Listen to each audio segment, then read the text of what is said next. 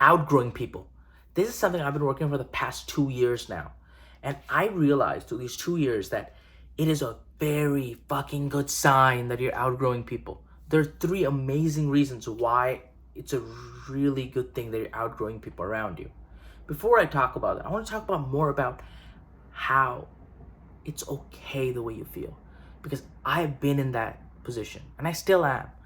Because I used to hang out with my friends just in their place or in the dorm, and it used to be so much fun. But now whenever I hang out with them and my brain goes, this is fucking boring, or let's do something else.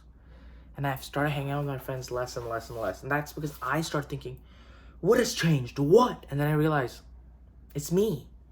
They stay the same. The circumstances are normally the same as me. It's okay because you're also outgrowing a part of yourself too. Like I used to party a lot, rave, clubs. I used to go out 4 to 5 times a week. And that is something I can't do right now. I hate nightlife. Nightlife's fucking mid. I realized that's a part of me that I had to outgrow. And it's okay that you feel different around your friends. And don't feel sad. It's an amazing thing, actually. And let's get into the 3 reasons why. The first one, to be exceptional, you need to be a fucking exception. This is a quote I heard from Alex Hermosi. And I used to hear this every day in the gym for 2 months straight. Because I used to think that my friends are going to judge me. I'm not going to be accepted. And there's something wrong with me. But then I realized after hearing this that no, nothing's wrong with me. It's the frame you need to change. It's that you want to be exceptional. So you have to do things that's abnormal, that are not accepted, that people would not be like, that's good. Because the normal person's not going to understand what you want to do. And they'll think, why are you trying so hard? There's no use. But there is a use. You're growing. And I think once you start growing faster than other people, and you see that you're taking faster feedback loops, you're working hard, you don't want to be around people that just fucking talk what they want to do and they don't do shit. And that's when you go, yeah, it's normal to just say stuff and never mean it. But you're the person that's meaning it and is trying to grow. And it's really hard to be around people that don't want to grow when you're trying to change. You're trying to change who you are. Because for me, when I was obese and I'm right now overweight, trying to get jacked, I used to think, I'm changing my body. But now I realize, no, I'm changing an identity part of myself. I identified as being obese. I identify as being overweight. And I'm changing that identity of mine. And I think it would be really hard to be around people that ate a lot of junk food and were obese when I was doing that, because I was changing my identity.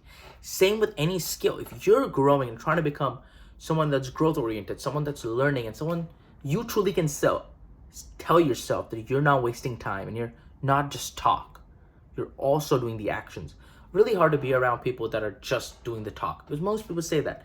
Most people say, I want to be rich. No action. I want to be famous. No action. I want to retire my parents. No action.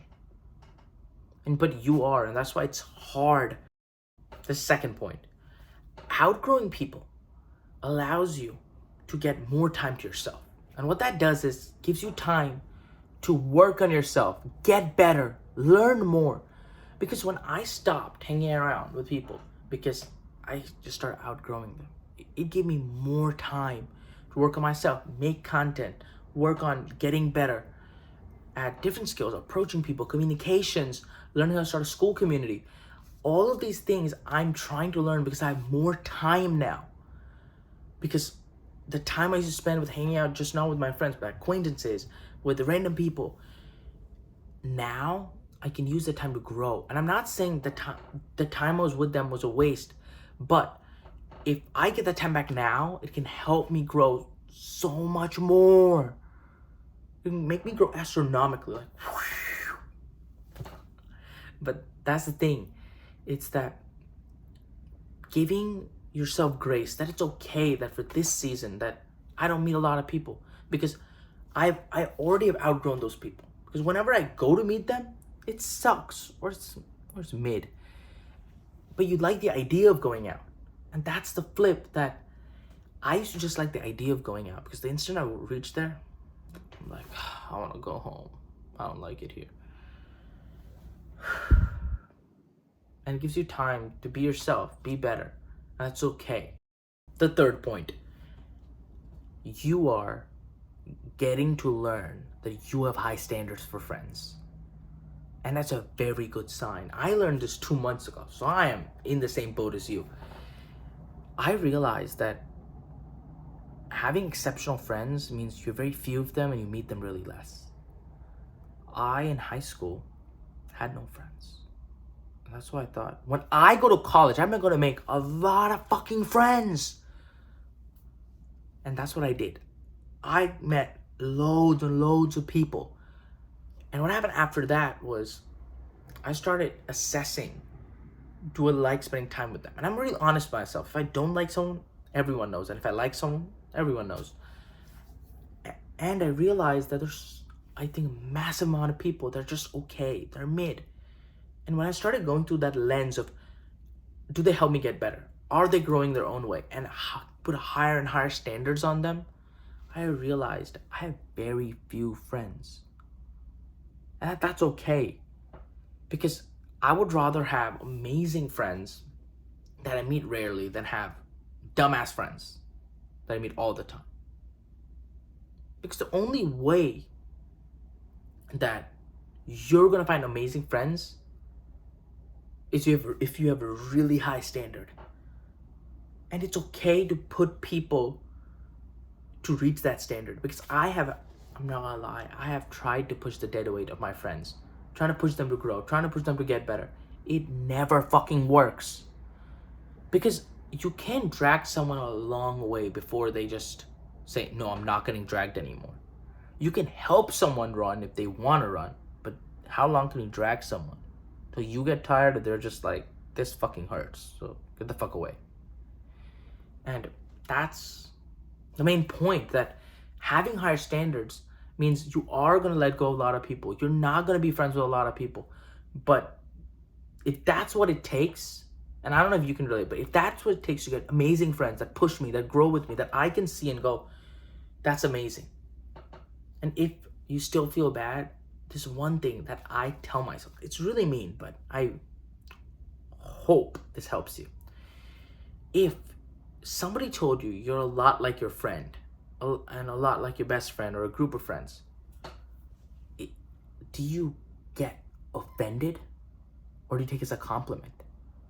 I'm not gonna lie, a lot of things around my friends, if they say that, I'm mad because I take it as an insult. And that's what you don't want. You want someone that goes, you're a lot like your friend. You go, what?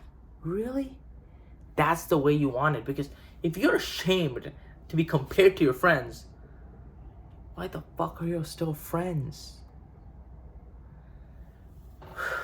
This is something I had to talk about because I've had this problem since 2 years ago. I've been dealing with it.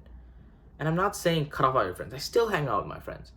But you start hanging out with them less. Not because you force it. It's just because you're outgrowing them. There's not a lot to talk about it except, what do you do today? Oh, nice. What else do you do? Nice. That's it. There's nothing else to talk about. And then slowly you realize that. Thank you so much for watching this video. Also watch my last 2 videos. One, stand up for what you believe in.